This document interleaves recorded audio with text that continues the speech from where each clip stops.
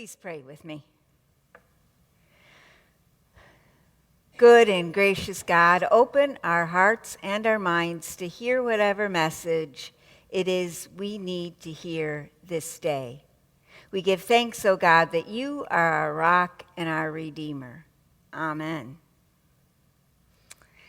Well, many of us remember hearing this story, don't we, as young children. And as kids, we were especially intrigued by the version from John's Gospel where the child shares his lunch and Jesus uses what the kid brings to feed the 5,000. That fascinated us. The story made an impact on us. And this story was circulated throughout the land, and it made such an impression on the early church that it actually appears in all four Gospels, and a version of it appears twice in Matthew and Mark. So about 6 times this story gets told. Now, the setting that it takes place in is a difficult one. The days have been long, and Jesus and his disciples are feeling particularly vulnerable.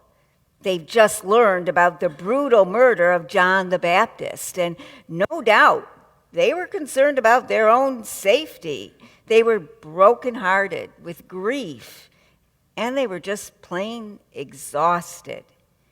And Jesus had gotten in a boat, and one can only imagine he wanted to get away for some much-needed time of respite and reflection.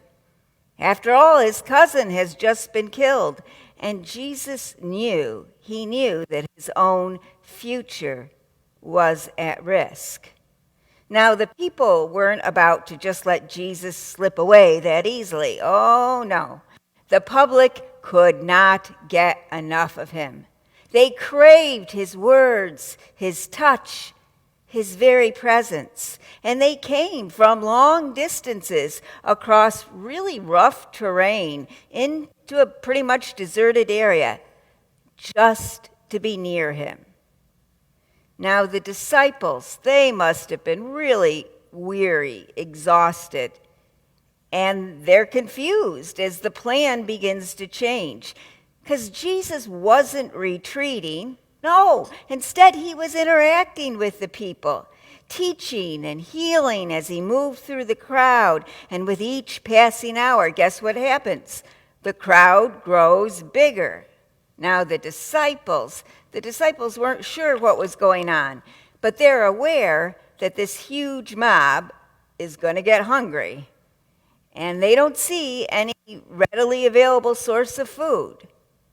It's interesting to me to note that the crowd is not demanding food. It actually seems like their focus is on hungry souls instead of on hungry stomachs. Now, the disciples, they are ready to send the crowd away, but Jesus seems to be pulling the people closer. The disciples must have questioned Jesus' judgment. What was he thinking? It must have been difficult to trust that this was all going to end well. A hungry mob could have easily led to some major unrest. And then Jesus instructs the disciples to go ahead and feed the people. Well, let's imagine what might happen in today's culture if the disciples got the instruction to feed a huge crowd. You all know Gail, our office administrator. She and I have prepared a skit to illustrate what it might be like if this story took place today. So, be kind to us. Hey, I just Googled Burger Buddies. Are you guys still open? We sure are. Welcome to Burger Buddies. May I help you? Well, your website said you can fill really big orders. Is that true? Having a last-minute party? More like a mob. If it's tough, we can do it. You think you can handle a really large order? That's our motto. We pride ourselves on being voted the burger place most able to do difficult jobs. If it's tough, we can do it. That's our motto. I guess I came to the right place then. You sure did. If it's tough, we can do it. That's our motto, you know. I remember. So how many burger buddies do you want? Are you ready for this? I'm ready. If it's tough, you can do it, right? That's our motto. Yep, I know. So how many burger buddies would you like? 5,000. We can't do that. What about your motto? That's too many. 5,000? That's way too many. Your motto. What about your motto? If it's tough, We can't do that. don't get all excited. Who's excited? You call this excited? We just can't do it. Okay, listen. How many burger buddies can you make in a minute? Top speed? The fastest you can make them. Well, let's see. 2. Yep, 2 a minute. You see, Leo, he called in sick, and so Josh, the new guy's on the grill. So, yeah, just 2. Let me calculate this on my phone. Let's see, 2. If I did the math right, that should take about 41 hours. 41 hours? Right. I figure it would take about 41 hours to complete my order. 41 hours. Look, we don't get overtime here at Burger Buddies. If you started right now, did you start my order yet? I told you we can't make your order. But remember your motto. Forget the motto. This is for a very important person. I don't care if it's for the president. It's for Jesus. Oh? Jesus. See, look, I've got a selfie of me with him on my phone. See? Are you sure? That looks like some guy in a band. Nope, for real. It's Jesus. Jesus. Oh, the Jesus. Well, why didn't you say so? I did. Jesus, that's different. All right. Should I come back for my order in 41 hours? No, you wait right here. I'll get it for you. What? There you go. What do you mean? Here's your order. I ordered 5,000 burger buddies. They'd have to be really small to fit in this bag. No. They're regular size. See? Look here. There's 5 buns and 2 burgers. 5 buns and 2 burgers. But that's not. That's enough. Take it to Jesus. He'll multiply it. Huh? Have some faith. I do have some. Have some more. Do you think Jesus can make this into enough food to feed 5,000 hungry people? Did I also mention that there are too many kids to count running all over? Yep. If it's tough, Jesus can do it. That's a good motto. If it's tough, Jesus can do it. It sure is. If it's tough, Jesus can do it. Okay, I'll take this to Jesus and see what happens. Great. See you next time. Oh, what do I owe you? Forget it. It's on Burger Buddies. Oh, thanks. That's really nice. Remember, if it's tough, Jesus can do it. That's our motto. If it's tough, Jesus can do it. Oh, wait, I forgot. I need about 300 packets of mayo, about 200 packets of ketchup, and could you put 400 pickles on the side?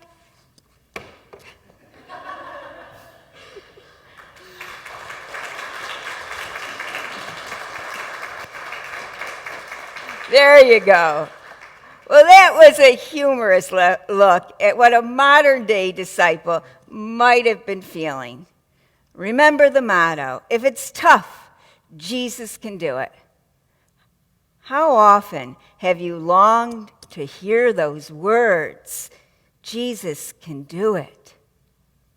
So how exactly can we trust that Jesus can do it? After all, we aren't talking about fishes and loaves and burger buddies. But think back to the story.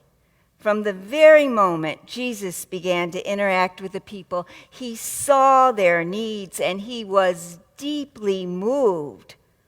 Long before the meal, Jesus was bringing hope to the hopeless. He was healing the sick. And even during his time of own personal heartache, His primary motivation was compassion for the people. And when the time was right in the story, Jesus, he takes the bread and he looks up to heaven, his source of love, and he blesses the food. Now, we don't have to figure out the mechanics on how the miracle happened, because the real truth of the story is that God's love is not abstract, but it's very tangible in this story. This story appears in each of the gospel, and it serves as a source of encouragement and inspiration, not only for the early church, but for all who seek to be faithful against all odds. Because let's face it, no one is immune from hardship. When that diagnosis is frightening, when the relationship is crumbling, when the money isn't stretching far enough, when the decisions feel overwhelming and the answers aren't obvious, we often feel hopeless, and the truth feels very harsh. We can imagine ourselves following Jesus around, seeking a piece of compassion, just like that crowd was. Because to be human is to face times of crisis. When we experience on our own journey, we feel like we're walking into the wilderness, and we can't help but question, where is the comfort? Where is the hope that will feed our souls? We long for the compassion of Jesus to reach out. We long for Jesus to reach out and to take our hand. And at that moment of crisis, if we felt Jesus was holding our hand, we would confidently say, if it's tough, Jesus can do it. Now, wouldn't that be a nice ending to our gospel story? If it's tough, Jesus can do it. However, Jesus didn't magically have each person in the crowd pull a fish sandwich out of their pocket, did he? No. I suppose he could have, but instead, Jesus used the disciples to gather people in small groups, and then Jesus instructs the disciples to feed the crowd.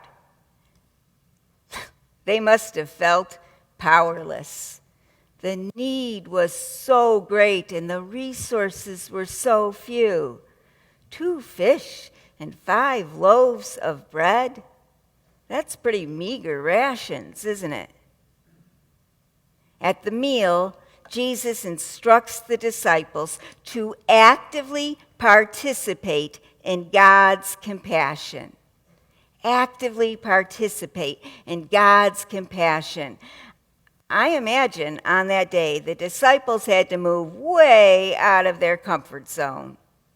After all, they were exhausted. The crowd was huge.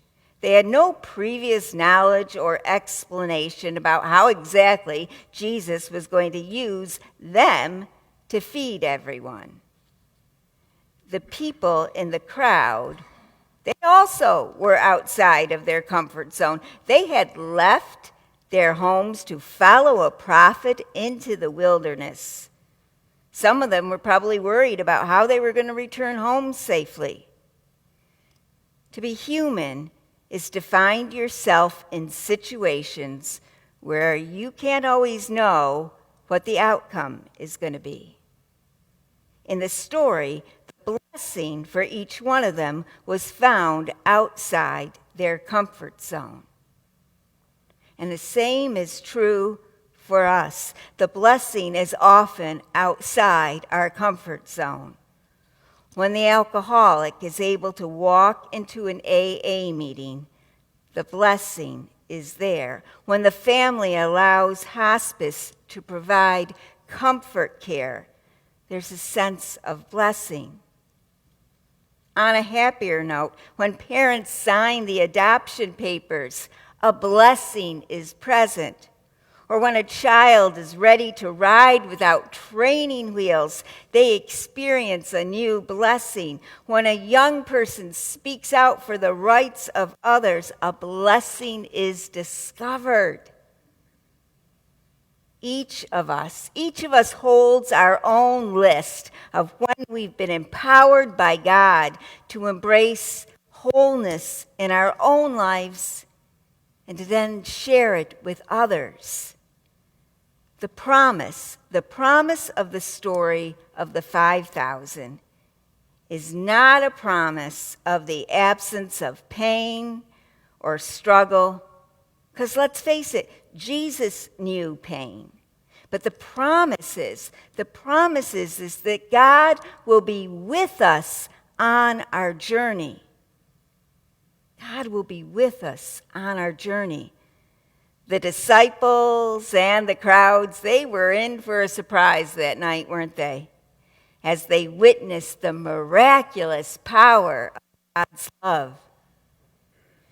Jesus showed the disciples and shows us how to be people of deep compassion.